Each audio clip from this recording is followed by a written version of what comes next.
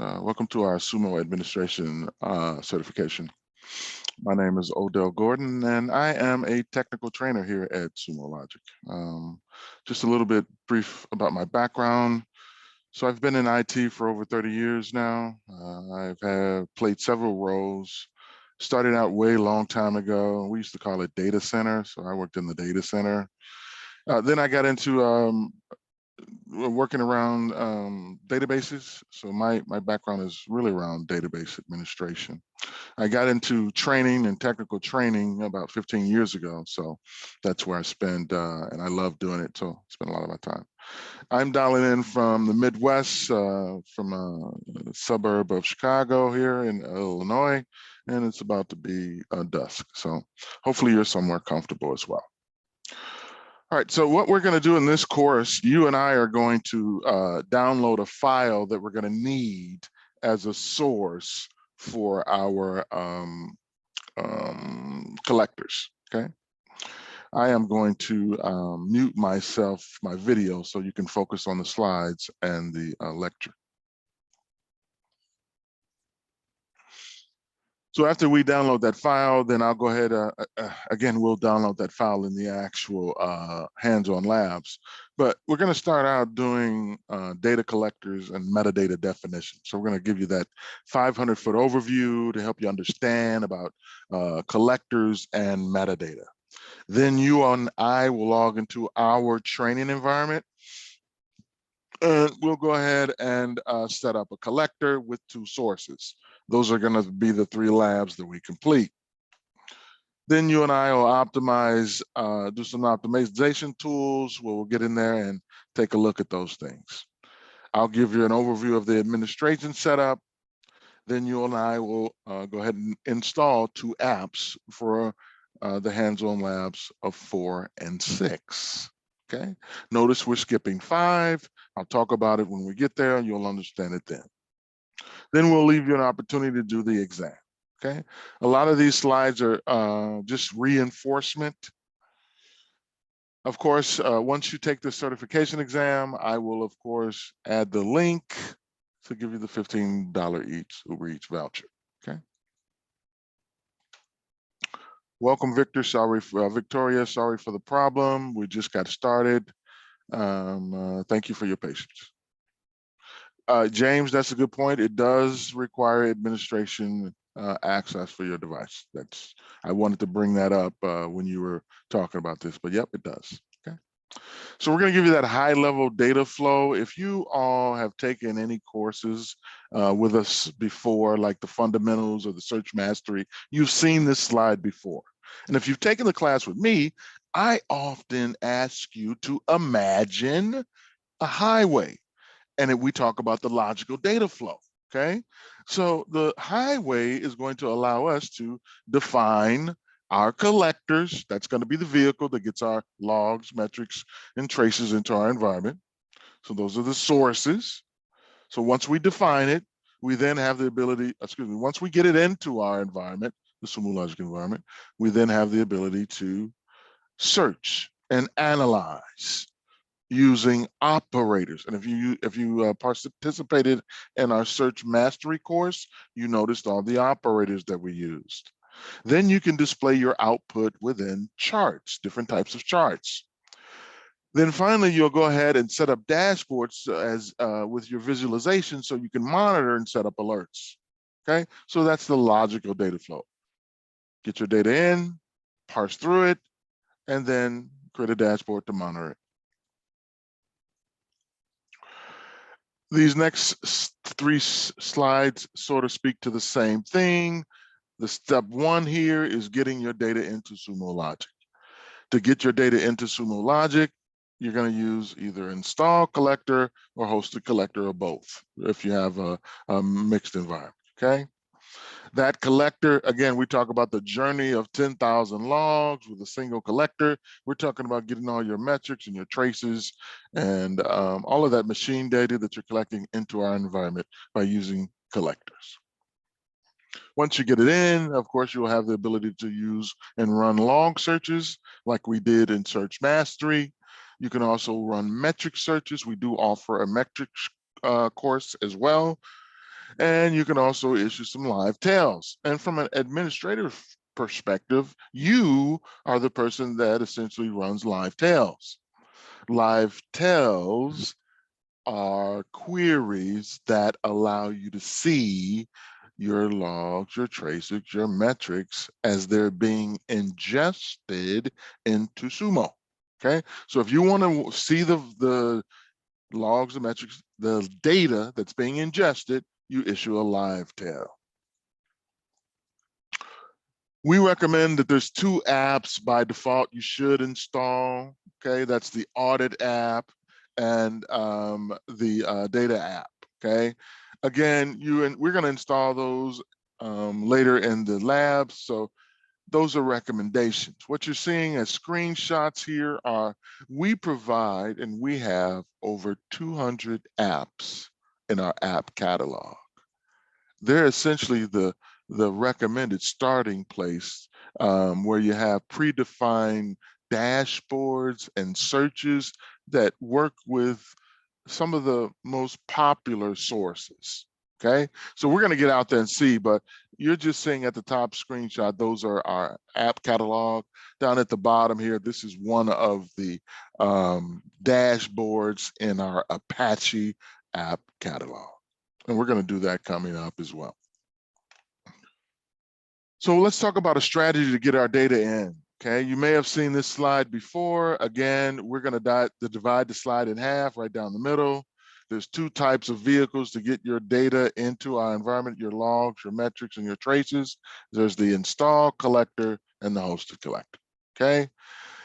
The example we're going to discuss here is the on-prem. So if we had to install our collector on multiple machines, maybe a distributed environment, each collector is going to encrypt, compress, and send through the firewall up into the Sumo Logic environment. So this is a distributed installation where we're installing a collector on multiple machines.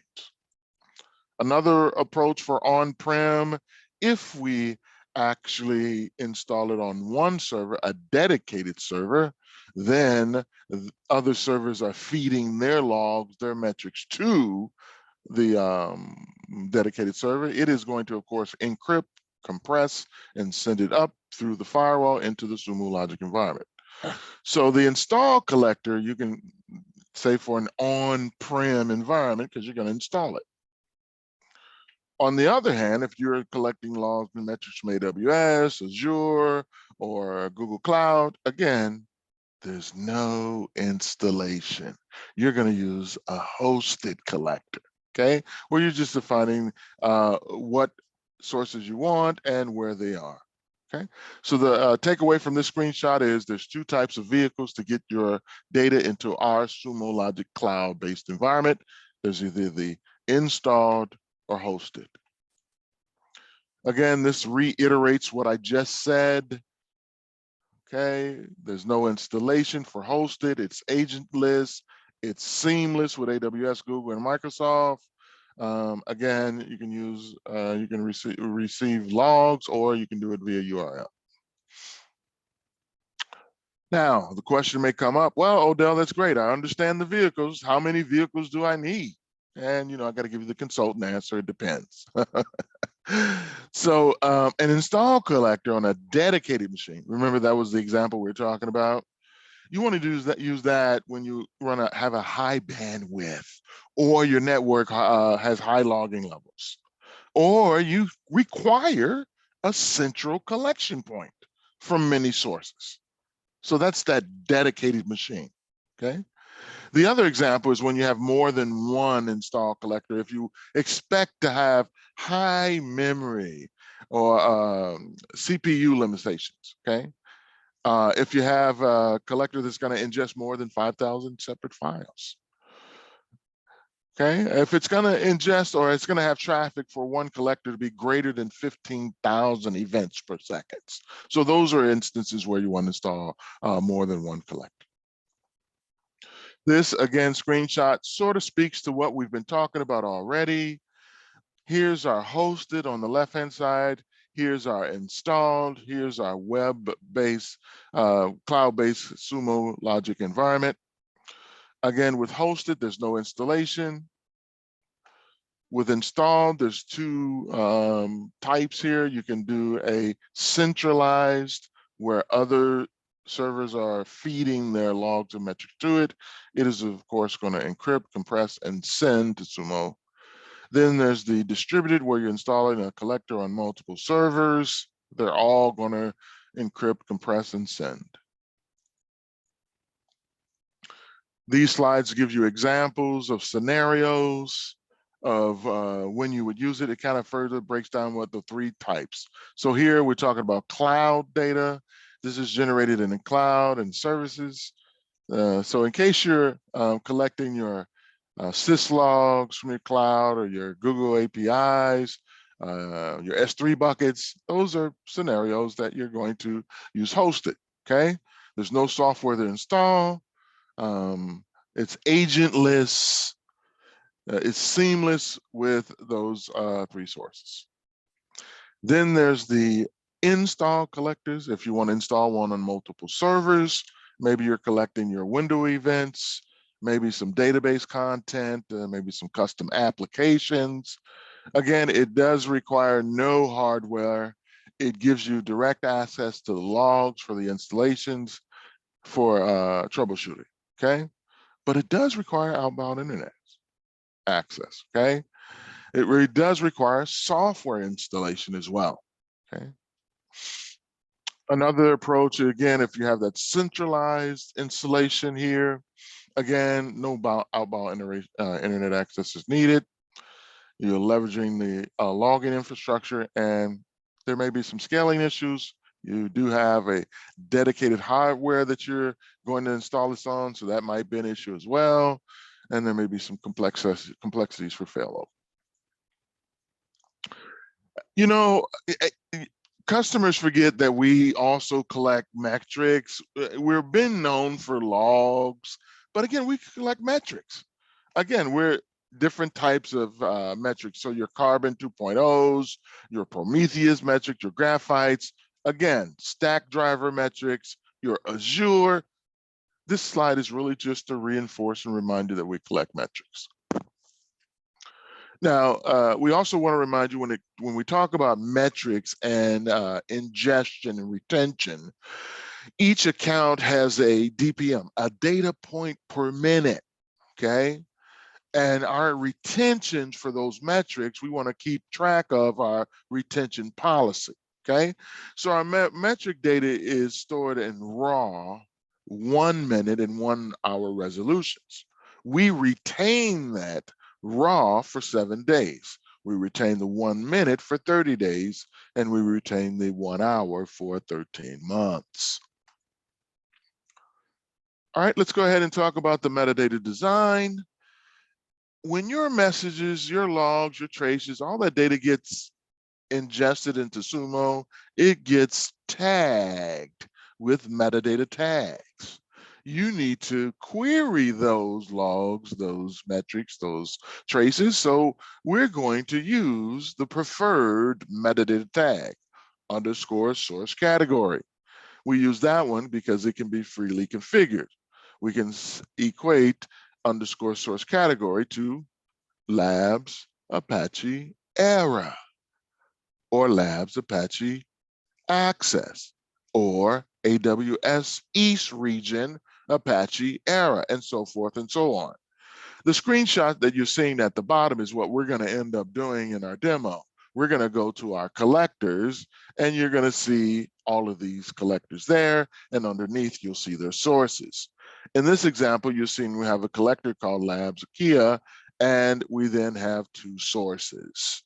There's actually 8 sources, but the screen caption can only show you 2, okay? Here are examples of some best practice of nomenclature for your source categories. We suggest that you start at the highest level and then you get more detail based on those components to the right. So if you're in an environment scope, then you could break it down to maybe prod, the app, Apache access. So you're going to query your access, Apache access in your production environment. Or maybe your environment is by application. I want to do Tomcat, Catalina out.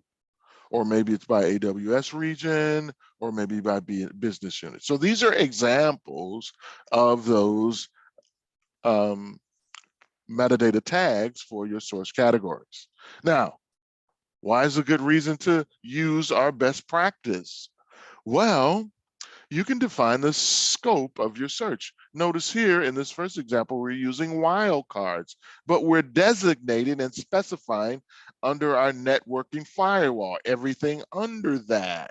So by defining our source categories logically from a high level down, we can have those type of wildcard searches. Other cases, we can also defined our partitions because we've actually specified a source category based on maybe a region or what have you. And then finally, we also can, if you follow our naming convention for the nomenclatures, we can also set up our role-based access control, our RBACs. Okay, so we can designate who can see what. All right, now you and I are going to go ahead. This is a script of what we're going to do. We're going to download a file that we're going to use as a source. We're then going to add a collector, add a source, and add another source. So this is what we're going to do in the upcoming lab. Okay. All right. So if you've joined me this week during class, I want you to realize we're using a different login email address. So the first thing I want you to do is think of a 3-digit number, put that 3-digit number in chat from 1 to 999. Thank you, James. If you were with me, thank you, Victoria. If you were with me this week, you can use the same number, but you're using different credentials, okay? Maurice, are you gonna join us? I have put in the chat the credentials you're going to use. So of course, you're going to go ahead and open up a browser to get to our training environment. Now we're giving the credentials to our training environment because we know the data. We manage that environment, okay? You're going to go ahead and type in service.sumologic.com. That's the link that gets you to our training environment.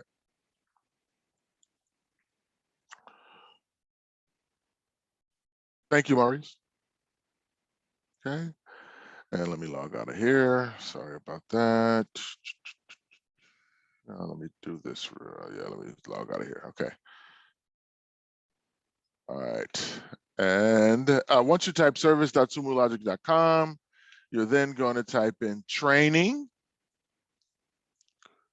the plus symbol, admin. Remember, we've been using analyst in our other courses. Okay.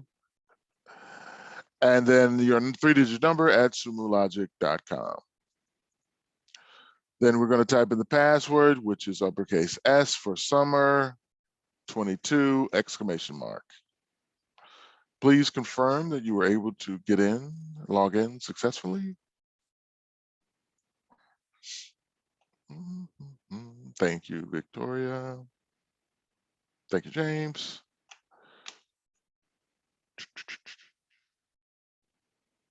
Maurice, are you able to get in? Sorry, I had to, sorry. Let me get back in here for a second. Just un momento, por favor.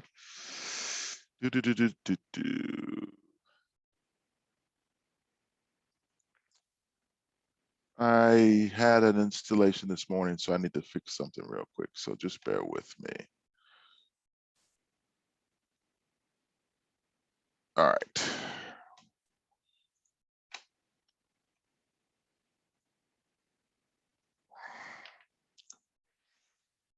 All right, so hopefully everyone was successfully able to log in, which it looks like James and Victoria and Maurice. All right, so just to remind you, ladies and gentlemen, if you've come into the environment and you see a bunch of tabs in the environment open, if you see those open, go ahead and go to any one of them and go to the 3 dots and close all tabs, okay? You may not see that, but if you do, okay. If you did come in the environment and you saw the phrase Sumo Logic and you saw the stack of blueberry pancakes, if you hover off of it as buttermilk, if you hover over it as blueberry, if you click on those 3 stacks of pancakes, you'll see our navigation panel. The arrow will hide it, the pancakes will show it, okay? Now, let's go ahead and get our documentation. So let's go down in our navigation panel. Down to the bottom, go in our main menu. Let's click on the help. Let's click on the documentation. I just demonstrated another way to get to help.sumologic.com, okay? We could have opened a browser and typed it. We could have gotten to it by going to our documentation. So just demonstrating here. All right, now, once you've gone to that help.sumologic.com, go ahead and click in the start here, go ahead and click on the phrase Quick Start Labs and Tutorials. All right, and then go ahead and click on the administration link. I'll go ahead and put that in the chat just in case you are unable to get to it. And there you have it.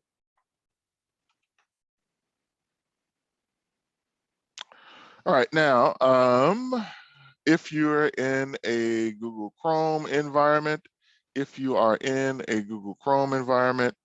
you can pin your tabs. So to pin your tabs, you just right click on one of the tabs. I'm gonna right click on my Labs tab and pin it.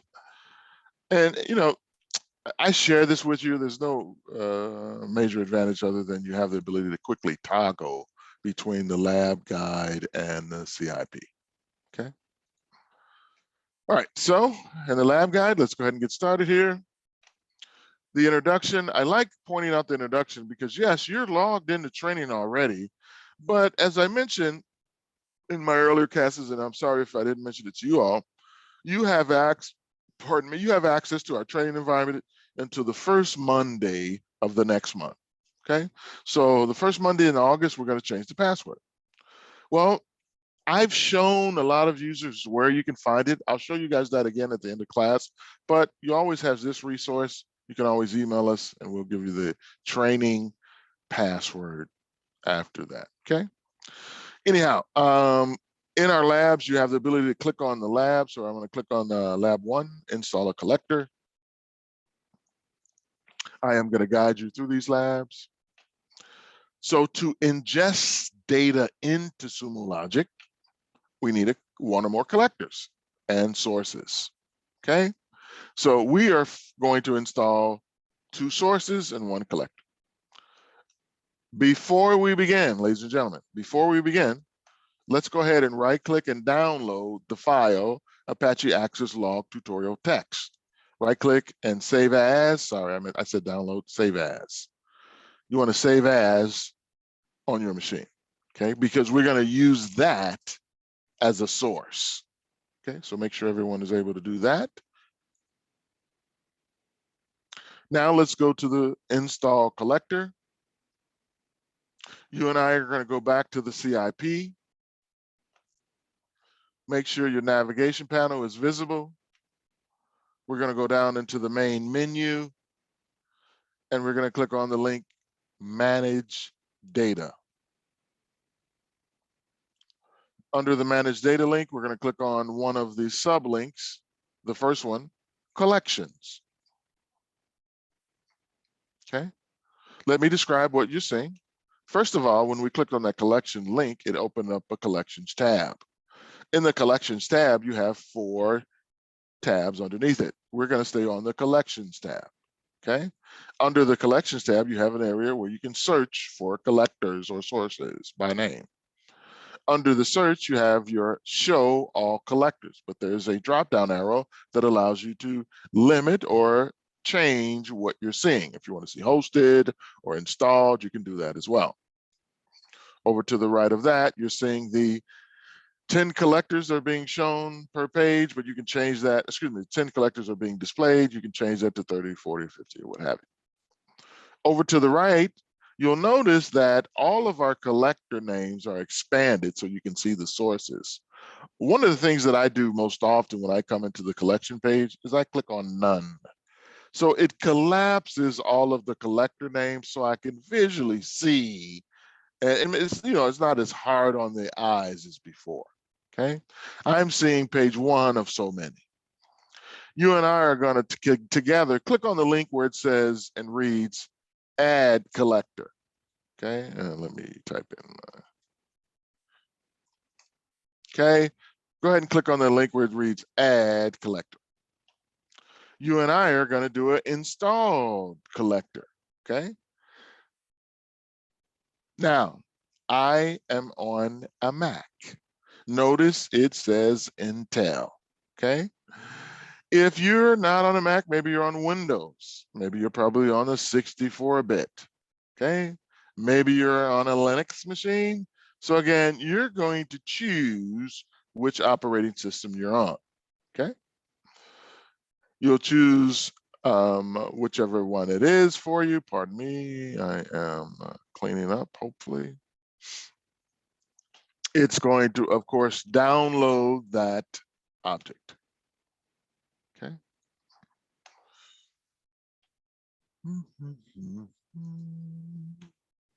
Once it's downloaded, you should see it says in your bottom left corner somewhere where it downloads your Sumo collector. You're going to double click on it. You should see what I'm seeing on my screen. You're going to need admin rights. It's got to your machine. It's going to prompt you for that, just like you saw it prompt me a minute ago. Okay. Mine is actually uninstalling because I had installed earlier. So you guys can go ahead and let's get to the. You, of course, are going to choose whichever one you had to. Maurice, that's a great point. That's a great point. Maurice brings up the point, and I'll explain this to all of you about M1. So Apple has moved away in its later releases of its Macs, MacBooks, and so forth. It's moved away from the Intel chip. It's now has M1 and M2. So Maurice, what's really going to happen, and I normally do this before I get into Zoom, and I'm going to suggest this to you. It's not going to work in Zoom because it eats up so much memory. Okay, you could do the, we do offer a, another type of installation, which this escapes me right away. We do offer that as well. But yeah, so what I would suggest for you, Maurice, is I would suggest you maybe disconnect from Zoom, do the installation so you'll have more memory, and then come back to Zoom if that's what you want to do. Otherwise, you can watch as well. For those of you that don't have the issue, you're going to go ahead and run through the wizard. It's going to pop up and say, hey, you're in a wizard. You're going to click next.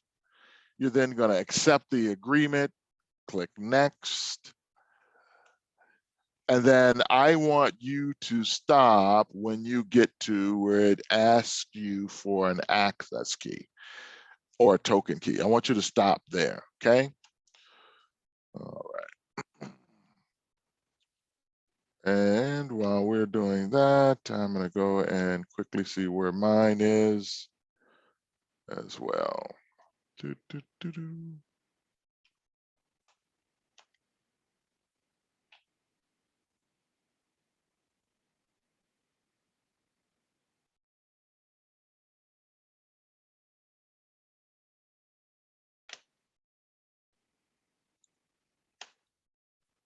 Okay, so my uninstall worked. So now I should be where you are. I'm gonna double click. Now this wizard does uninstall, but with that M1 and Zoom, I had a bunch of issues. So I manually uninstall, but the wizard will uninstall for you. It goes and checks and see if there's an installation out there already.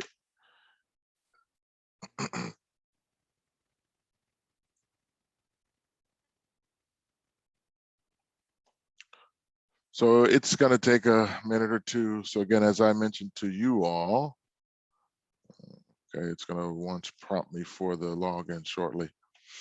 You're just going to follow the steps here. Be aware when you get to this, the advanced setting screen, you need to remember your collector name, okay? It's gonna default to your machine name, but when we go search for it, you might wanna remember it. Now, you could go into the advanced settings and rename it if you'd like, but again, I want you to be mindful of your collector name. So when we go search for it to add sources to it, we'll be able to easily find it, okay? Again, you're stopping where it prompts you for the token or the access key.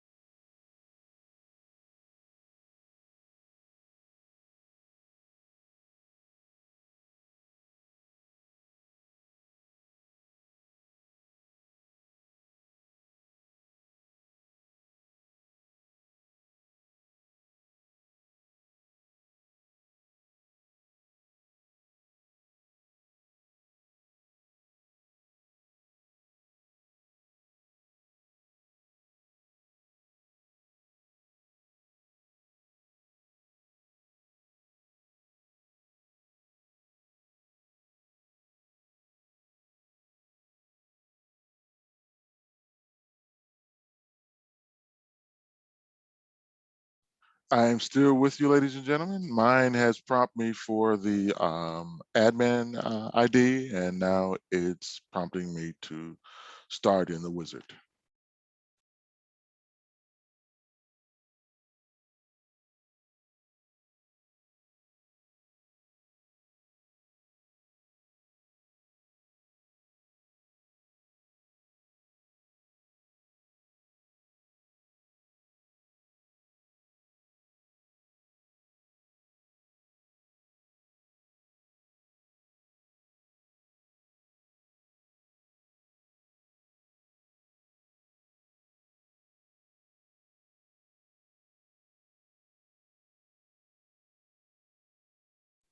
I added in the chat window for your reference the command line installation of a collector. The word command line escaped me, old as I am. I can't believe that. Anyhow, I put that in there.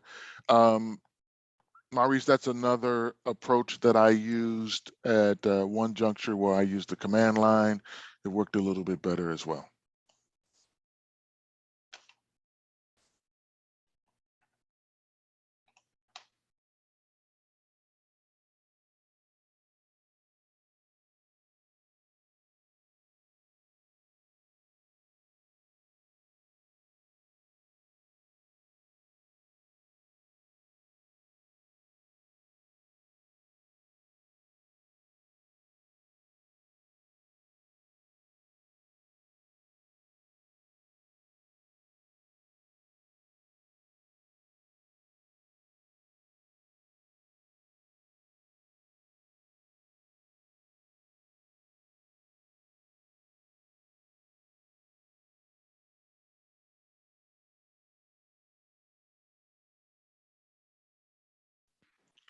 So this is part of what it, it'll do. It'll go through installing and start unzipping and all of that. You guys are probably ahead of me. No worries.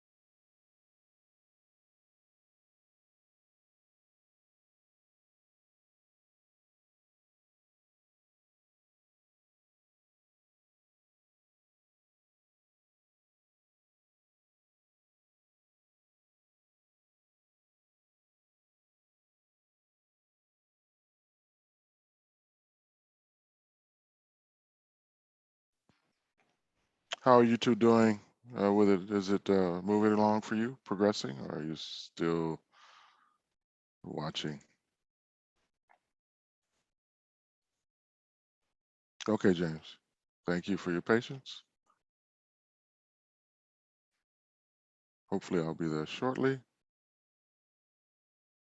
Okay, good, good, good, good, good. Thank you, Victoria. I'll be there shortly. I'm trying to push my M1 as fast as I can.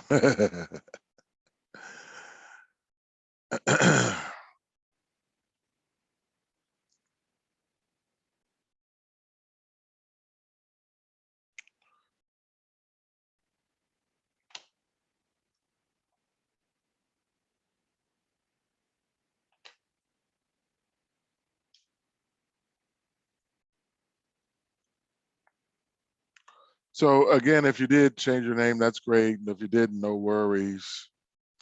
You're at that access key point, ladies and gentlemen, and you should see two radio buttons, one that says token and one that says access key. If we were to use the token, it's only temporary, okay? It won't last long, okay? We need something that's last long and it's repetitive, okay? We might want to use it again. So you all, and I am going to do that eventually as well, you're going to click on the radio button for access key, okay? Once you click on that radio button, you're going to get a pop-up that asks you, oh,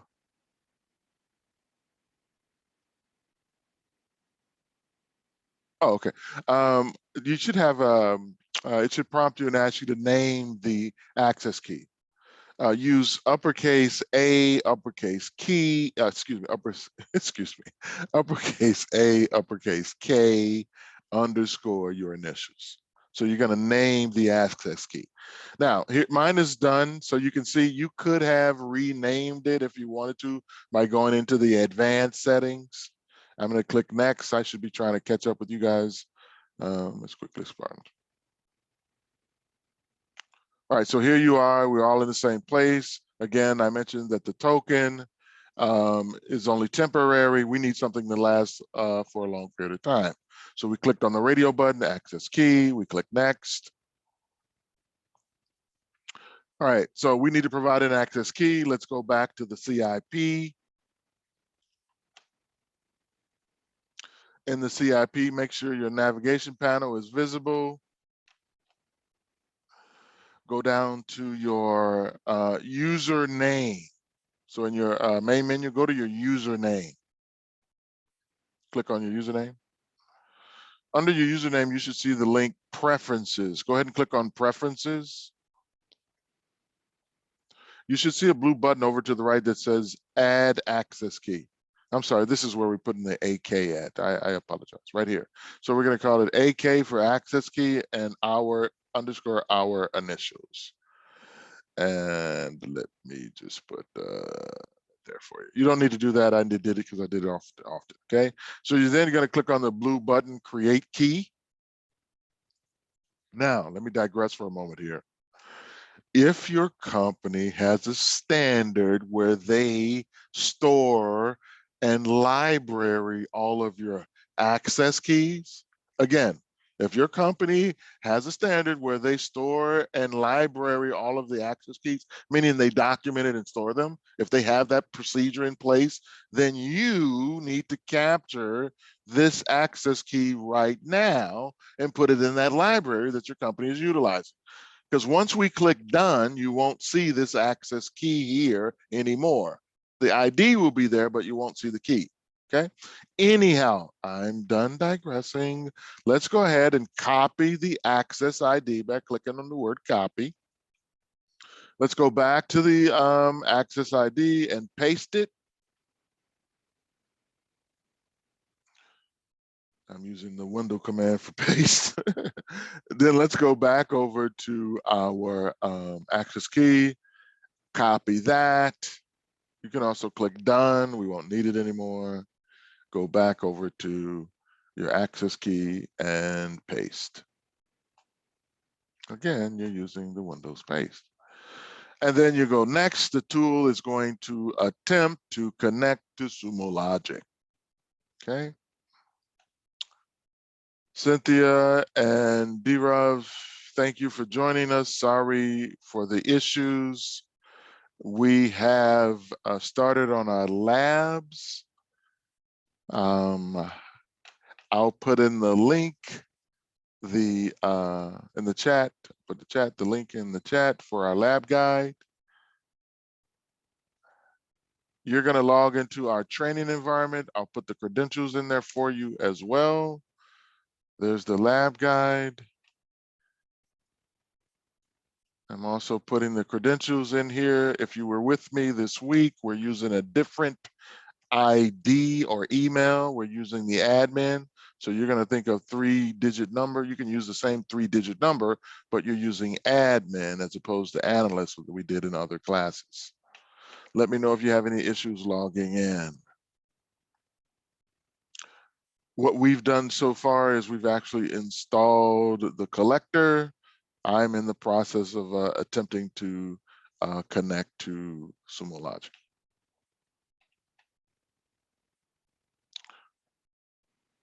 All right. I am going to go back to, maybe you have already gotten there. I'm going to go back to the manage data, click on collections. What you want to do is search for your collector.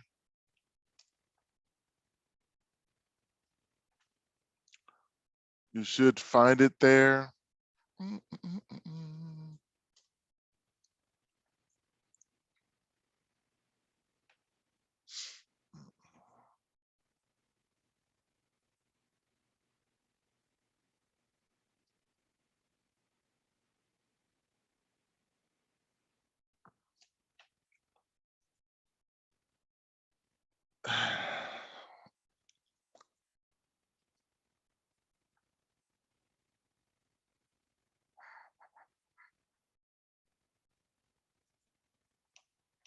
Yeah, let me know if you have any problems logging in, Cynthia.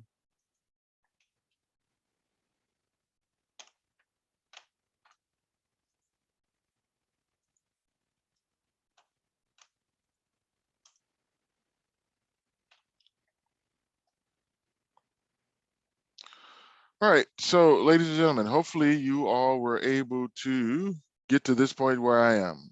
You need to be in your collection searching for your collector. I asked you to remember your name that you named your collector, so hopefully you did. Cynthia, you can use any number you want. If someone is using 015, no problem. You can just use it and name your items, okay? But 015 should be good.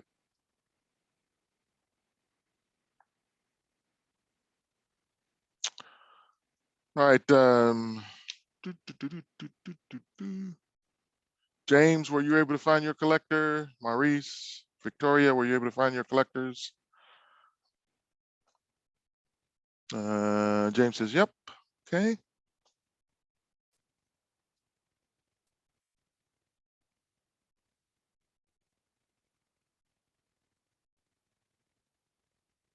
Victoria still attempting to connect to Sumo.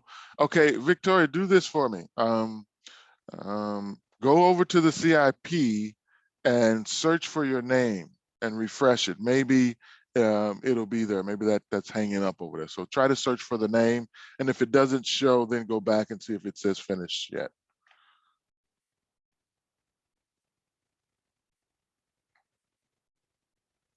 Maurice, how you doing?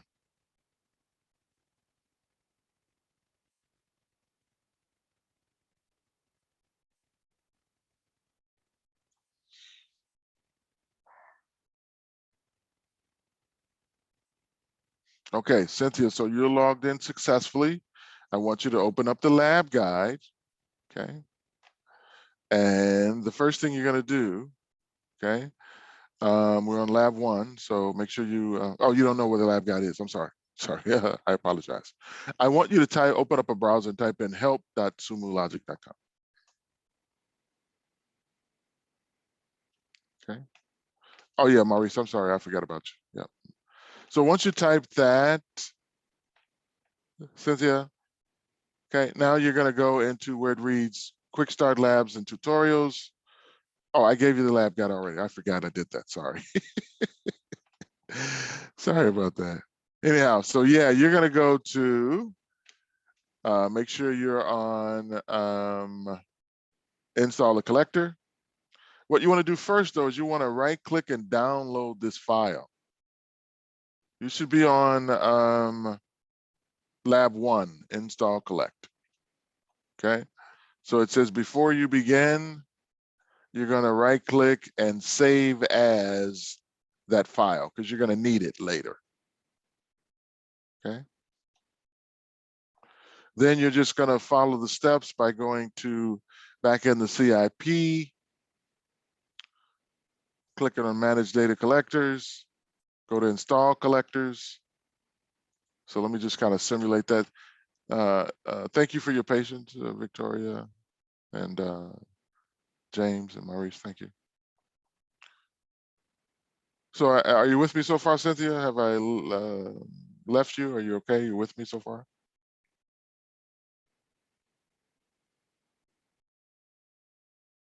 You can turn your mic on. I mean, I enabled your mic, so if you want to talk, you can do that as well. You can unmute yourself.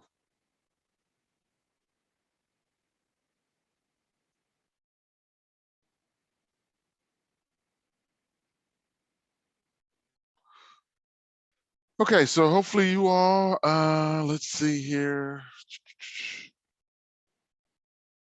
What should I do? Okay, so you've logged in, you're in the lab. What you're gonna do is go into the navigation panel, click on manage data, click on collections. Then you're gonna go over up in the right-hand corner, you should see the link that says add collectors. You're gonna click on that. You should see the same screen that's on my screen, and you're gonna do an install collector. So you're kind of following right where I am in the diagram here. You're gonna download install collector, okay? You're gonna choose the type of collector, depending on what environment. Now you need to have admin rights for your machine. So I'm on a Mac, so I'm using the Mac install. You might be on Windows, so maybe you're using 64-bit. You might be on Linux. So you're gonna choose one of these and just double click and go through the installation. Does that help you, Cynthia?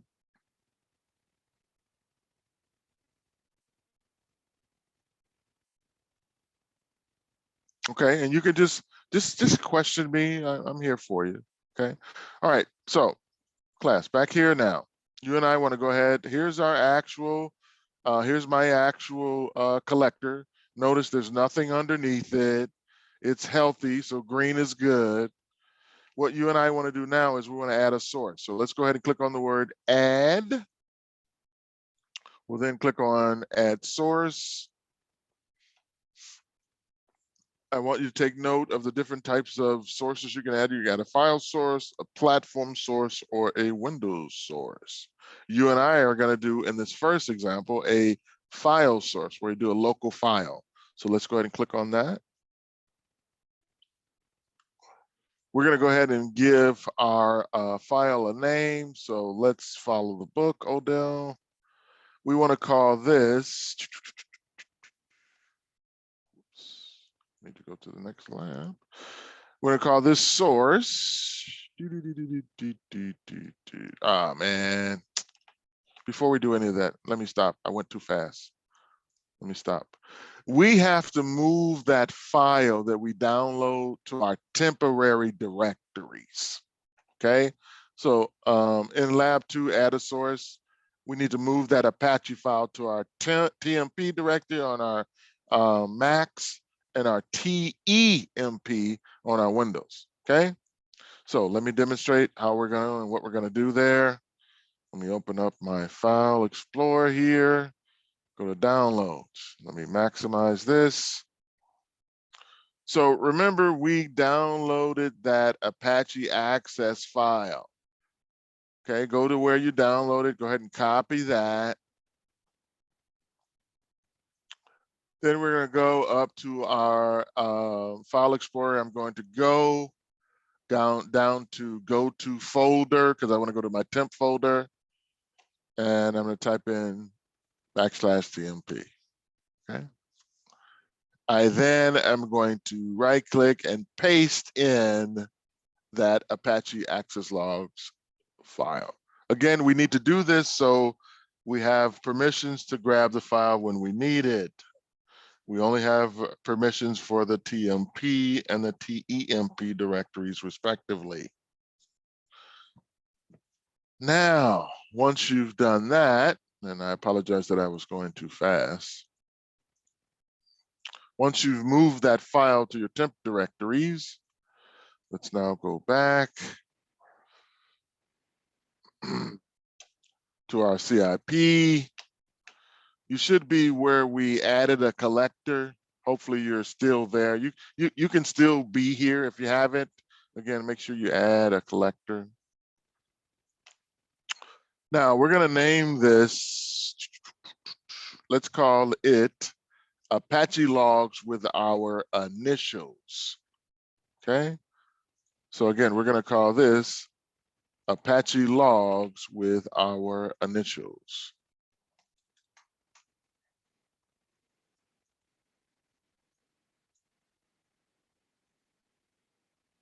All right. We're also going to designate and specify the file path. What do you mean file path? Remember, we just moved that file to the temp directory. That's what we're going to use as the file path. Those are the only two areas that we're going to populate here. Okay. Oh, we're also going to do a source category. I'm sorry. We're going to do a source category as well. So let's go ahead and put in a source category. Again, as your messages are being ingested, we want to give it that metadata tag. So when we need to go ahead and search against our items, we'll use this metadata tag. And I think we called it prod Apache access, right? Yeah, prod Apache access. Okay. So again, ladies and gentlemen, all we did was add a source. We gave it a name. We specified the path of where our source is, and we specified a source category. Okay, let's go ahead down to the bottom and save this. You should see under your collector name a new source. Okay, green is good, so it's healthy. And you'll notice there's the actual source category name. You'll also notice on this line, there's a little blue icon that keeps popping up. If we click on that blue icon, it launches a log search so we can test our collector name. We need to change it to 24 hours. Now, it may not give us any data right away because it's still ingesting. So no big deal, but we'll be able to come back here later and test and query to see if it ingested anything. All right, so just let me get a level set. Are you all at the same point that I am? I want to make sure I'm not leaving anyone.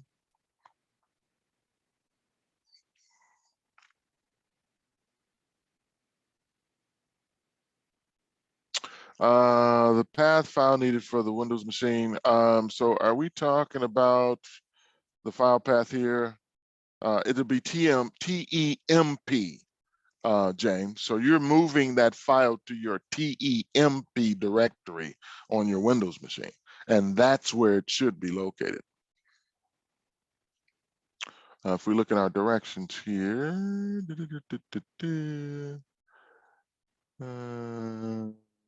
yeah, moving that file to your TEMP directory.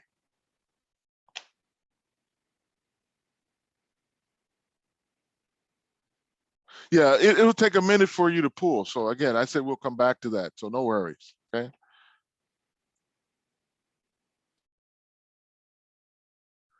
Okay, Victoria, I'm sorry. I'm sorry. Maybe it's a firewall issue, possibly. Okay, so I apologize. All right, so back over here, ladies and gentlemen. Again, I'm not sending you data, but no major thing. I know it's going to eventually show me data. Okay. All right, so let's go back. Let me close some of these. And that was on collectors. All right, going back to the lab guide. So we moved everything, we installed it, we tested it. So nice job. You now have set up a source on your local machine using the Apache Access as a file that we downloaded, okay? Now, let's go ahead and go to our lab 3, collect and visualize. We now are going to collect and visualize a host metric source, okay? We're also going to install a host metric app so we can utilize the out-of-the-box dashboards. So we're on this piece now. We're still using the same collector, but we're now going to add a host source, okay? So again, let's go back to our CIP, make sure you're on, let me get rid of this collector, I'm tired of seeing it. I did this one earlier, I'll get rid of that one, boom. All right, so make sure you see your collector name, go over all the way over to the right, click on the add, choose the add source. This time we're gonna use a platform source. It'll be a host metric. Again, we're prompted to type in a name. So we'll call it host metric and put our initials.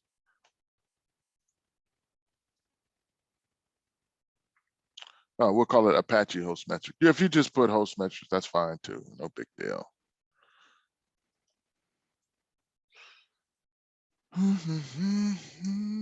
Okay, oops, that's too much, Odell.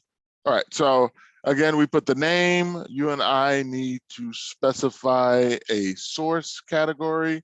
We're gonna specify it as prod/host metrics. So there's only 2 areas we're populating here. We're populating the name and we're populating the source category. But I wanna digress for a moment. Notice what we're collecting down under our metrics. We're collecting all of our CPU metrics, all of our memory metrics, but I want a lot of data. It's not mandatory that you do this. I just want to demonstrate. I want to collect all of my TCP metrics, all of my network metrics, and all of my disk metrics. Again, if you want to do that, you can. I'm just demonstrating what metrics that are available that you can collect. Again, you can change that if you want. Let's go ahead and save this. You'll notice now under your name of your collector, you have another source. Okay, it's called Apache host metric or host metric, whatever you call it. You see it's healthy. You can also see it has a source category. You also see as you hover over, there's a little icon, but it's different than before. This is going to open up a metric search. Okay, and again, you can actually see your metrics as they're coming in. Hi, Max. Sorry that we had trouble you joining. We actually have started in the actual labs already. In the chat window, I've put in the lab guide for you. And I also have put in the credentials. If you want to follow the lab guide, if you have any questions, you're more than welcome to ask. You're going to use a 3-digit number. If you were with me before, we're not using analyst, we're using admin as the ID. And again, here is the lab guide as well. All right. All right, again, we just ran and clicked on that icon to show us metrics, and we can see that our metrics are actually being acquired. All right, going back to the lab guide here. So we did all of that. All right, now, so we should now be down to the area where we want to install a host metric. So congratulations. In this lab, you've created a metric source to send your host metric information into Sumo Logic's environment, okay? Now, we now want to use the out-of-the-box apps, or one of the apps, that Sumo Logic provides. They have over 200 apps for some of the major used sources, okay? So you and I are about to install a host metrics app. Going back to the CIP, let me close some of these tabs. I want to close this one and close this one. All right, so back in the CIP, just a reminder, ladies and gentlemen, if you click on something in the main menu and it's still expanded, if you click on it again, it'll collapse it, okay? So if I had clicked on manage data, click on it again, it'll collapse it. You and I are gonna go ahead and click on the app catalog in the main menu, and you can see some of the categories. So if you, one that I use often here, the Kubernetes, pardon me. If you have a Kubernetes environment, we have tons of app out there where you can start taking a look at the pods, you know, all the way down to the different levels, okay? You and I are gonna go ahead and type in here, host. It filters down. There's the host metrics app is what we want. We can click on it. The cool thing I like about our apps is one, it gives you definitions.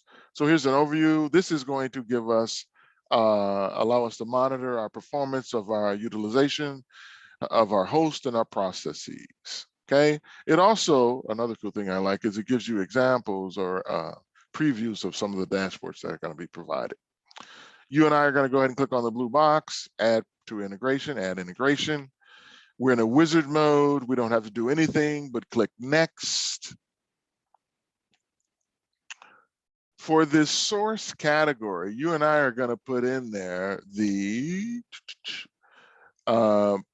prod host metrics. So that's what we're going to set as a source. I'll put that in the chat for you so you don't have to copy it. We're going to set that as a source category. Okay, so going back to the CIP where it reads host metrics data source category, over to the right it says host metric data source. We're going to paste in that prod host metrics. Okay, you could rename your folder if you wanted to. You don't have to. I'm just going to throw this out here just to demonstrate that you can do it. Okay, we're in a wizard mode, so all we've done so far is give it a data source. We click next. It's eventually going to give us a green pop-up that says success. You and I know that anything that we create or add in our environment, it's going to save it to our personal folder, okay? Once it does complete and says success, you can go ahead and exit out of the catalog. So here's my success. I want to exit out of the catalog. I don't need it anymore. I can go now to my personal folder, and there is the folder, host metrics. If I expand the folder, I see it has some dashboards in it. You and I can click on the host metrics overview dashboard.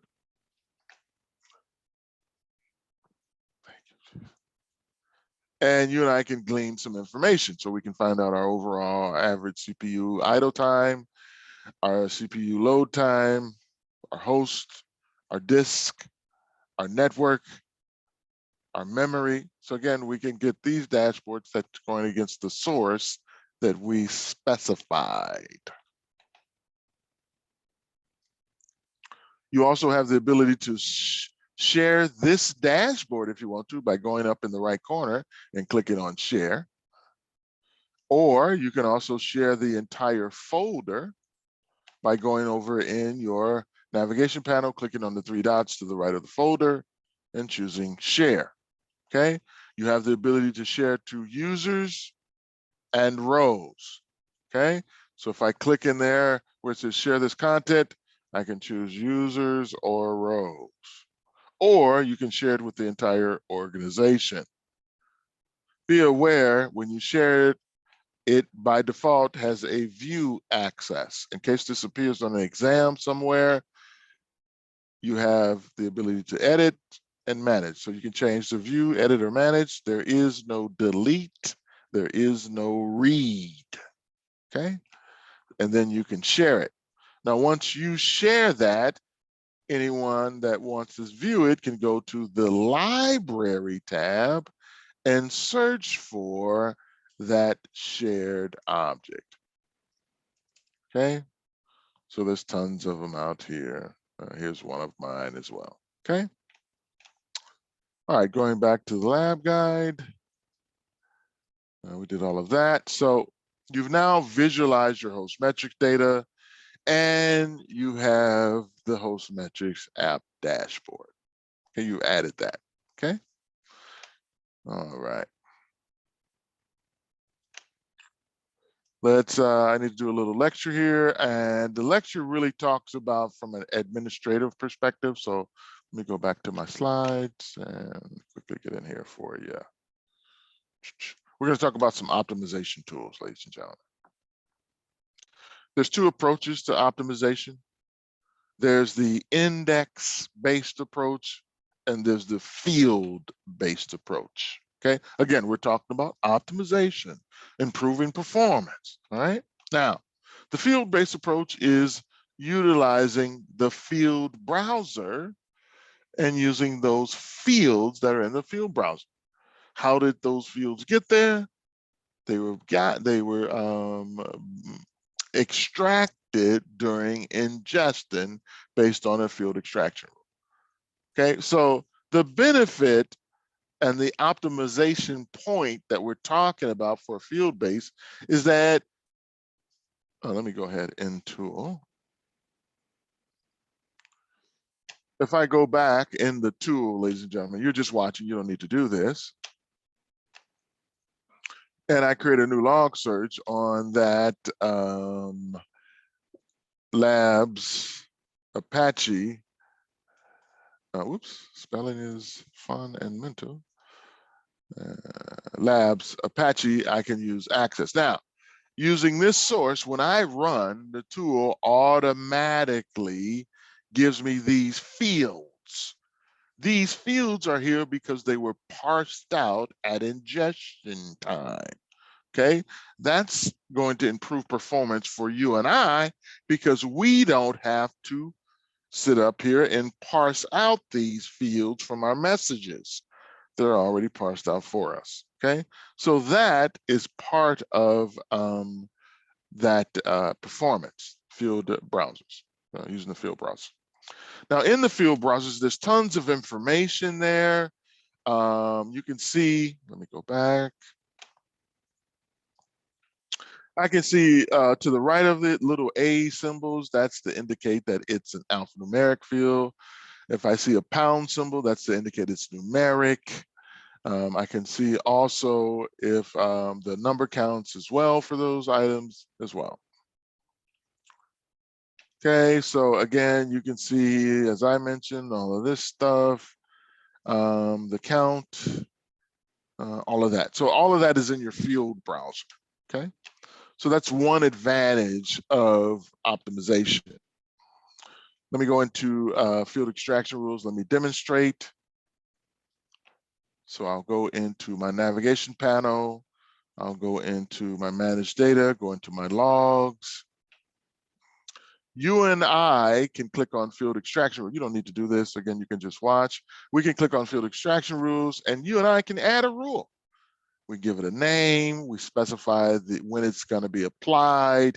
We specify the scope, and then we set the parse statement.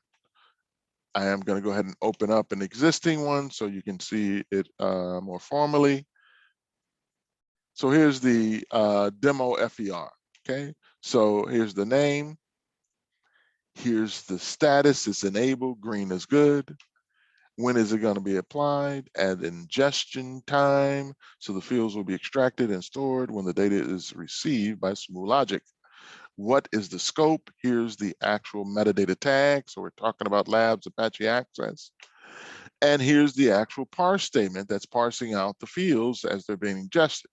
Here are the fields that we will see in our field browser. Okay, so this saves me, the analyst, from having to parse out, okay, because they're ingested and these fields are available. Now, one other thing that this field extraction rule allows me to do as an administrator, it allows me to create naming conventions. So if you take a look here, I named you named, we named in our parse src IP. So that's a convention now. So now you're going to use it and you're going to drag over src IP. As opposed to if you parsed it out, you might have wanted to name it source IP. So now we have two names. We have src IP and source IP. But if we follow, again, using the field extraction rule, we kind of set that name. All right, now. So again, it's better performance of field extraction rule. I standardized the name. We simplified the searches. Again, there's some limitations. 50 rules per 200 fields. Okay, if you need to increase that, you can always reach out to us. We will increase it. Okay. You want to test your parsing. Use that no drop. Okay. Again, if you're not familiar with the no drop, you can always quickly go out to the help user help.sumologic.com. But essentially, the no drop will bring back the row, the data, even if it doesn't match the parsing. Next, partitions. Again, partitioning is important. You might want to use your partitions so you can improve performance. Those partitions also could be use the RBAC, where we designate who can see this data. Okay, so that's also one of the advantages of partitioning. Okay, so here you can see that we've partitioned some of our data, prod and the prod, we partitioned dev and so forth. Okay, the partition is a pseudo boundary that's created around a subset of data. Okay, the value of partitions is that when you query, the partitions improve the search performance by searching over a smaller set of data. Okay, so how do we create a partition? In tool, again, I am in my manage data link in my logs under my partitions. We can add a new partition, give it a name. We can designate the data tier where it's continuous, frequent, or infrequent. I would suggest if you're doing this, you definitely find out what those different categories are. Okay. Scheduled views, another performance improver there. Okay. A scheduled view is going to have those aggregated values for us. So again, we don't have to worry about doing any of that aggregation because it's already in the scheduled view. Okay. And let me get just one more thing here. All right. Schedule views speed up the search process for your small and historical subsets of your data by functioning as a pre-aggregated index.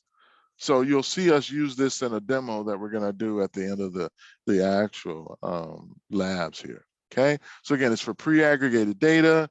It allows you to easily find those needles in a haystack. There are some limitations. We recommend there's no greater than 10,000 log messages being scanned. You want to make sure that the view is updated by service 1 minute increments. Also allow for your backfilling. Okay, when we want to go against our scheduled view, we're going to use the actual metadata tag underscore view.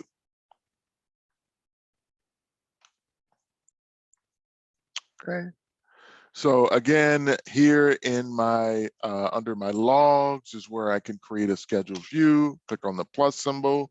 Again, we give it a name. We specify the query that has a view. We can specify the retention period, the start period, and the retention period in time, days. All right. We do have examples of scenarios where you use schedule views if you want to capture that web trends or any app metrics or any threat analysis or any user behaviors are good examples of when you would create those schedule views. Again, we're talking about optimization, field extraction rules. Those fields will be in our field browser. Index-based, where we're using partitions, where we can route our unstructured data into an index. Schedule views, where we're viewing against our pre-aggregated data, and then index it. I'll now go into the account overview. Again, I'll try to do this as quickly as possible, but I'm gonna log out as the trainer because I have a few more rights and permissions. The trainer ID has a lot of the permissions, but we lock it down because we don't want users coming in and just wrecking the place, seeking havoc. So I'm gonna log in here as myself, and then I'll go through a few of these. I'll go through the account overview and yeah, go into the data management. Okay, cool. All right, so if I go into my administration and go into account,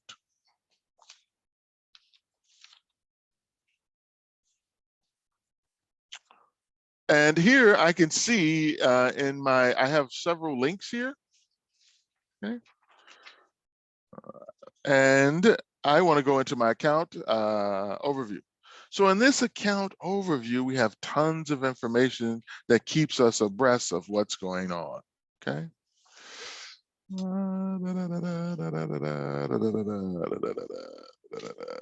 Okay. So here we can first find out our, as we log in as administration here, we can see the account overview and we can see the indication of performance. Okay. We can also look at our current billing. Okay. We can look at our usage down at the bottom here. Okay. How much data we're ingesting daily. We can also go to our data management. Now on this data management, ladies and gentlemen here, we need this item checked. It's checked by default. But again, we need that checked so when we install our application later, it needs to utilize this particular item, okay? All right, very good. The next link over there, again, the actual app that we're gonna use, just to kind of remind you, is the data volume app. And this item needs to be enabled. It's already enabled, so we're good. You can also set up managing your plan here. Again, you might not see some of these links in the training environment. No worries, no big deal there. Okay, so that was all under account. All right, I'll now go under to users and roles. Here you can see all of your users and your roles. You can create users by clicking on the users tab and clicking add user. One of our best practices and our recommendations is when you add a user, make sure you add both the first name and the last name, the full first name and last name, because when they take a certification, they may want their full name and last name on it. They may not want O. Gordon or Odell G. Okay, so again, one of our practices is to go ahead and make sure that you add the full name. All right. Then you can also see our roles by clicking on our roles. You can also add a role, you can give it a name, you can designate if it has to be any filters, and you can add or deny any privileges. Okay. You then can, after you add that role, you can go back to a user and of course, add that role to that user. Okay. So again, that was under admin account, when users role. Now we get to the security tab here, and we want to talk about our password policies. Again, on this tab, you find out you can designate the password when it expires, any reuse capability, any contains. You can also specify if you want a two-step process here, login process as well. You can also specify how long it should remember the browser information. Okay. Next is the security allow list. Okay. On this security allow list tab settings here you can add or provide IP address or CIDR values, okay? And you can then designate whether or not, or who has the ability to, again, you can enable these, your allow list. If you enable this, it asks who has the ability to access Sumo Logic using that particular IP address. So if I put an IP address and I check this box, that IP address has the ability to access, okay? You can also specify that with dashboards as well. Access keys, again, we give you a list of all of the access keys. You know, you and I created an access key by going under our user ID name and going to the actual preferences. But as an administrator, we could have just came here and added an access key as well. Again, it's the same sort of steps. Your policies here, again, there's 6 or 7 or so, 5 or 6 policies here. Again, that first policy, the Sumo Logic auditing, allows you to monitor users' access. So these are good things to enable as your system would track that information, okay? Then there's the support account access. This allows Sumo to access your account if you need any assistance to troubleshoot, okay? Then there's the shared dashboards here. With the shared dashboard outside the organization, this can be enabled or not allowed, sharing of dashboards outside the organization, okay? Then there's the data access for shared dashboards. If this is enabled, it ensures that the user, it ensures that the viewer permissions are used and not the permissions of the actual sharer, okay? And then you have the ability to set the per user concurrent session limit. This allows you to specify the number of concurrent Sumo Logic sessions that a user can have. Okay. Next is the SAML. Again, here is your security assertion markup language. That's what SAML is. If you're using SAML, single sign-on, this is where you would set it up. As an administrator, you have the ability to configure SAML. If your organization is using a SAML provider, we strongly encourage you to integrate that into Sumo Logic. Then you have your installation tokens. Again, you can see all of the tokens. You have the ability to add a token as well. I want to go under monitoring, under manage data. In the monitoring, you have the health of your events. So you can see where all of your error items are. You can come out here and investigate what the issues are on the health of those events, okay? All right, and we also have, let's see here, where else we want to go. So oops, did all of that, collection, logs, metrics. All right, so we did everything under, and then under administration. Okay, sounds good. Let's go back, take a look here. So we went over the account overview, the data management. Remember I said that we have out of the box apps, we have over 200 for some of the most popular data sources, okay? Some of them come with dashboards and save searches and field extraction rules. Some of them have all three. One of the two of the recommended apps that we suggested you download is the data volume app. Again, I talked about what needs to be enabled. It's already enabled by default, that data volume index, that checkbox. Also, the audit index, that's enabled by default as well. We're going to download these two apps. Okay. All right, let's go ahead. We talked about security already. We talked about whitelist. We did all of that. Yep. Add the user. Okay. Oh, one other thing I need to discuss. Sorry about that. All right, ladies and gentlemen, I'm going to close some of these tabs here.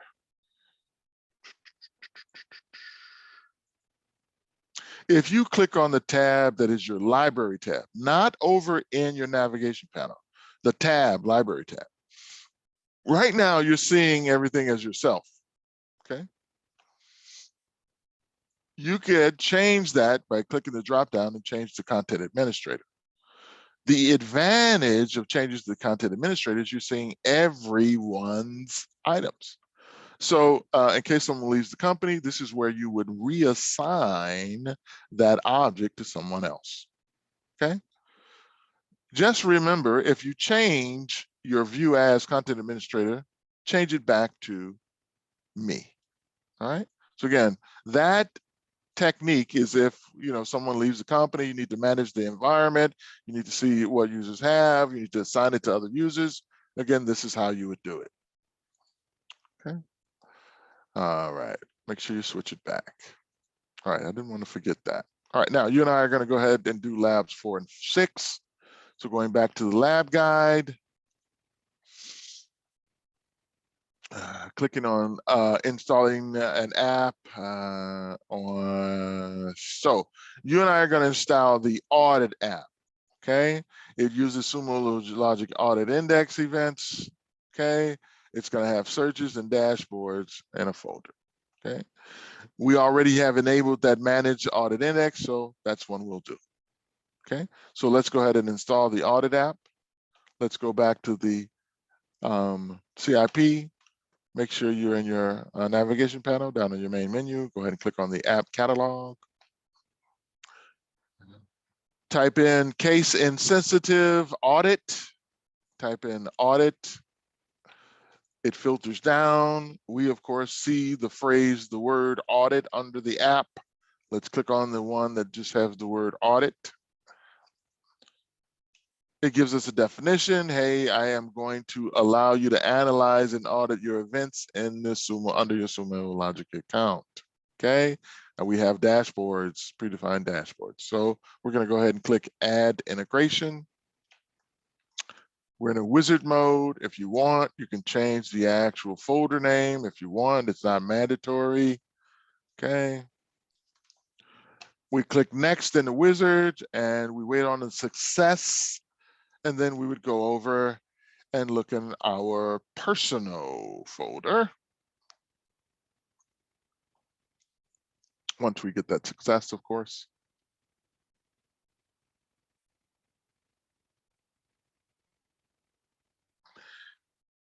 And we'll eventually see that in our folder. We'll then expand it once it comes up. And then we'll open up the overview dashboard, okay? All right, so I got the success. I don't see it. I click off of the personal folder, go back to the personal folder. It takes a minute, ladies and gentlemen, for it to actually populate. So don't be surprised if it's not there right away.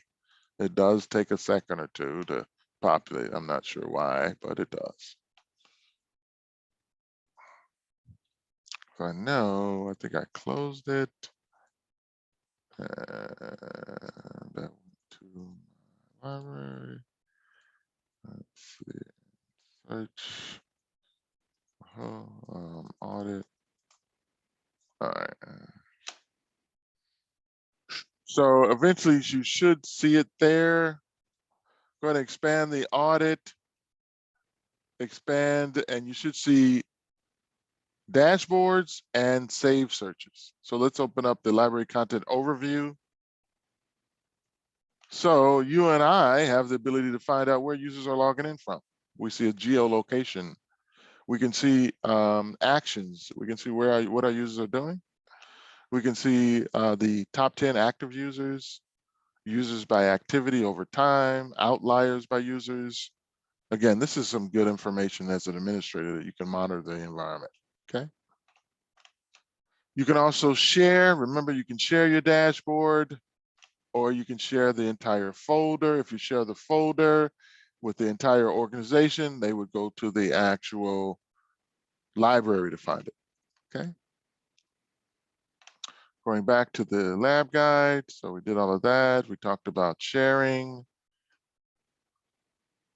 All right, now we're going to install the data volume app.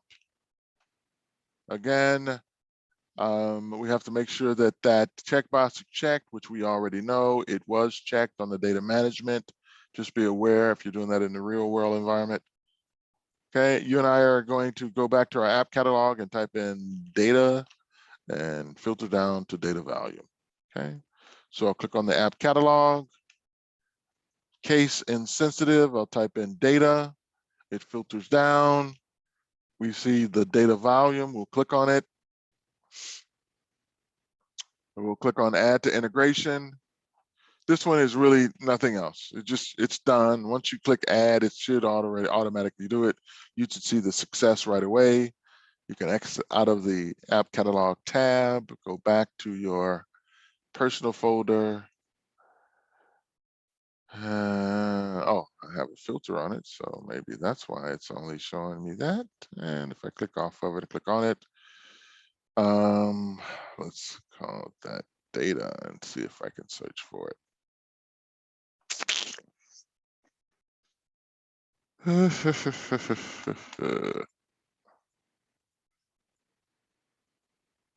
So I think this happened before in my class earlier. I gotta be mindful of this one. I think we did this several times and it didn't happen. Did that work for you guys? I think a few users had problems with this one. Data volume 7. Yeah, it did give a save. Yeah, but I'm not. Oh, there it is. It's there. It's there. Okay. It takes a while. That's the one that takes a while. So, where's it at now? Wow, it's not appearing. That's weird. Anyhow, once you expand it, you should see that it has some dashboards there. You're going to go ahead and open up the data volume overview. Be aware of the filtering capability you have up top, okay, or the display, what it's telling you up top, all right? I'm looking at my logs, the ingestion, as well as the percentage of source categories. Again, I'm looking at the top 5 source categories, the metrics, ingestion, and so forth, okay? So this is another good one to have handy. Those are the recommended ones. All right. Did all of that. You can also share it. Be aware you can share it again, ladies and gentlemen. I'm sure you guys are aware of that. Okay. Let's go ahead and click on Lab 5. Now, let me just, as I mentioned during the introduction, I was going to explain Lab 5.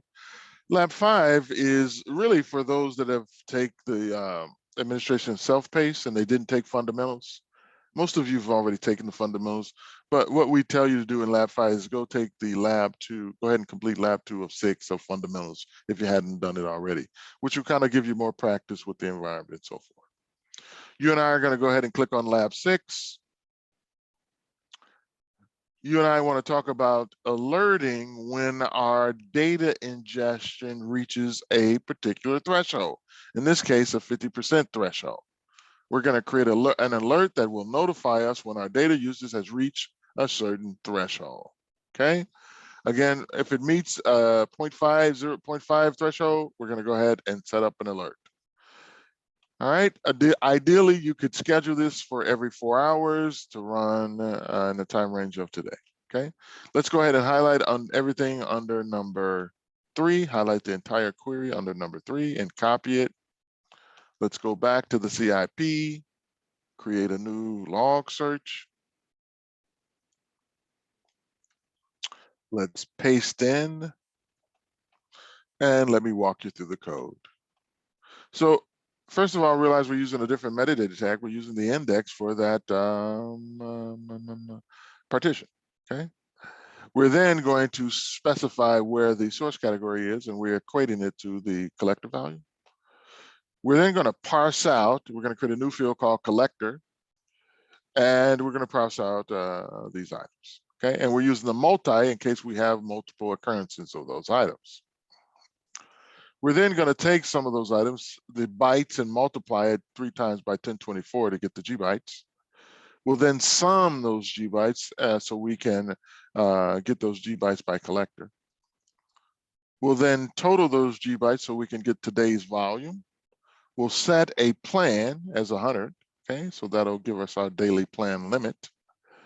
We'll then divide our G bytes by our total volume to get our percentage of today's total volume.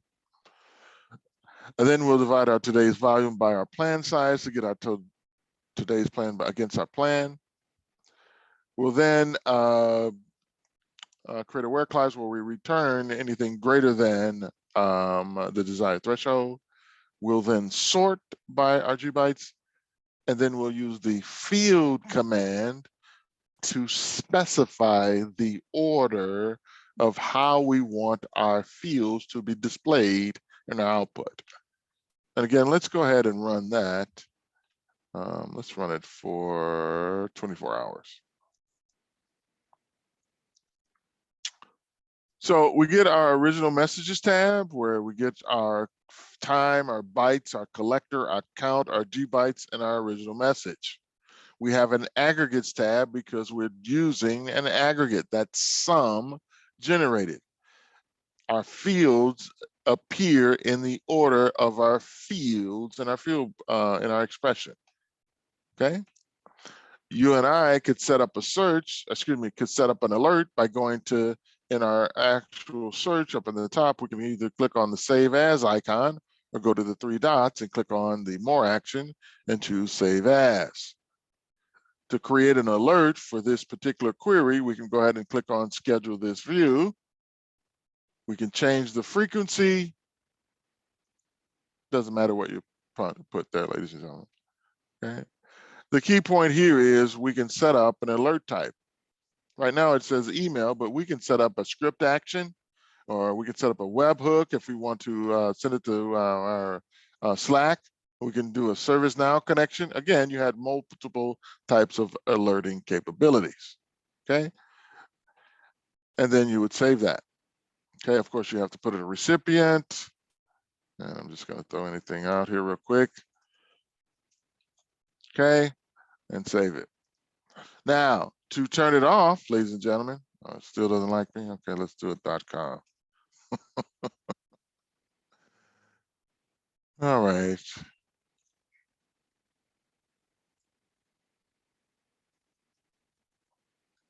All right, you happy? All right, now, so again, we save it, thanks. It again will appear in our personal, our personal folder. If we want to turn it off, we can always go back to the 3 dots or go to our personal folder where we saved it. We can edit it. We can edit the schedule, and we can change it from every 15 minutes to never. That turns it off. Well, of course, you can always go over and delete it. All right, so any questions? Again, I apologize to all of you for the mix-up of what we had with the Zoom. Now it's time for your assessments. For those of you that will take the assessments, now you can take the assessment anytime you want to. Again, we suggest you take it after the lecture because it's still fresh in your mind. Again, there's going to be 30 questions. I'll be here for an hour. Again, it's 75 to pass. It's open slides, labs, and documentation. Don't forget the help.sumologic.com. Optimization, yeah, I can go over that shortly. Let me just get everyone set for the exam, Cynthia. So remember, ladies and gentlemen, first of all, you are logged into our training environment. So the first thing everyone needs to do if you're taking the exam now is you need to log out of our training environment by clicking on your name and clicking on sign out. Then you're going to go ahead and log into your company's Sumo Logic environment. You'll then go to the certification link under the Home tab. Click on the Get Certified.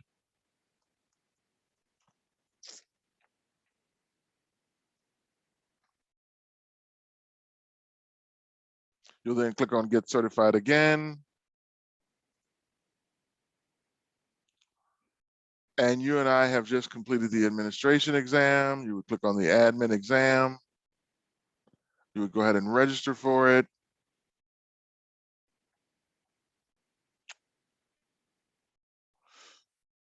It gives you an overview of what you're going to do, 30 questions, 75 to pass, start the assessment. And it says, when setting up user roles, the admin can specify which role can manage collectors and which roles can only get to view collectors. I'm going to go ahead and choose true. So if you have this question, we have a data bank of questions. So you may get this question, you may not. I chose true. You're going to go ahead and go through all the questions, all 30 of them. You'll then click commit, submit all answers. Ooh, I got lucky. I got that one right. The key thing here I want you to be aware of before you go anywhere, you could go ahead and look at and view the answers you got wrong. Okay, so that's one of the things you want to be aware of. I will put in the chat the actual Uber Eats voucher for you all. And good luck on the exam. For those of you that are going to take the exam, good luck. You might want to mute me out. I'm going to go over the optimization again for one of our students. Those of you that are not taking the exam,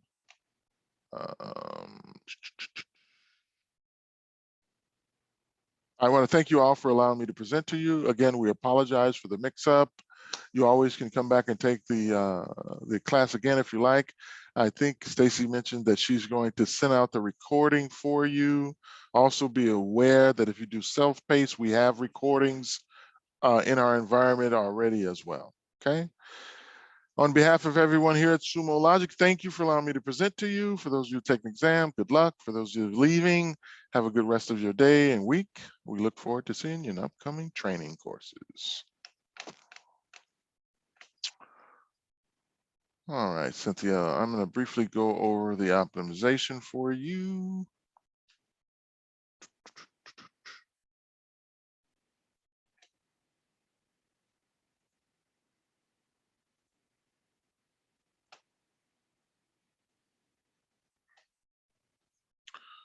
All right, whoops.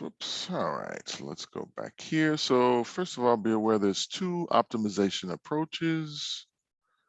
There's the field-based approach and there's the index-based approach, okay? If you go about the field-based approach, we're talking about you're going to define field extraction rules. And the benefit of defining those field extraction rules is that those fields that you extract are now in the browser. So for example, if I go back and I open up a new log search and I type in my source category, labs, Apache, and access. And if I run this, you'll notice in my field browser, not only when I run the query do I see the time and message, but I see all of these other fields. How did these fields get here? They got here through the field extraction rule, okay? So that field extraction rule, the benefit of it, you and I, if we didn't see these fields, we would have to parse out and to parse out those fields, but we already have them here. So that's the advantage of the field-based approach, okay? The other approach is the index-based approach. And the key thing with the index-based approach is, one, you can build partitions, okay? Those partitions are allow you to create boundaries around data sets, okay? So let's say, for example, instead of us searching the entire data set, maybe we're just searching production, okay? So that's going to improve performance because you're searching over smaller sets of data, okay? The other example is the scheduled views. Again, they have pre-aggregated data, allows you to find those needles in the haystacks. But again, It's best used for small sets of data or historical subsets. Again, the aggregated views has that those pre-aggregated items, so you don't have to worry about. And it doesn't affect your ingestion budget at all. Okay. All right. So those are the two approaches to optimization. And just to go a little bit further in the tool, if I go down into my managed data and my logs here, I could, of course, create a partition. I can add a partition, give it a name. I would suggest you go look up the data tiers, because continuous, frequent, and then the infrequent is based on your ingestion of data. I don't know what your company has set up, so you might want to find that out. If you wanted any routing rules, you can specify that and a retention period. Okay. As far as scheduled views, again, I am under manage. I'm on logs. Again, you can create and add a schedule view by clicking on it, giving it a name, specifying the query, possibly specifying the retention date or the actual search start date. Okay. Does that help a little bit more?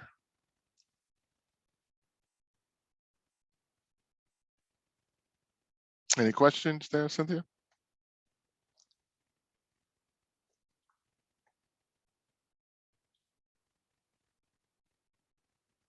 No, that's a great question. No, it is not a must to have partitions or FERs. It's not. Okay. Um, as you start using the tool and analysts start building queries, you might feel that it's necessary to start building partitionings or building those FERs, because users may come to you and say, hey, I always have to, parse out this field or this field. Well, if they're using a particular source all the time, maybe you can set up a field extraction rule so they don't have to do that. Okay. It just depends on what's needed, but it's not mandatory.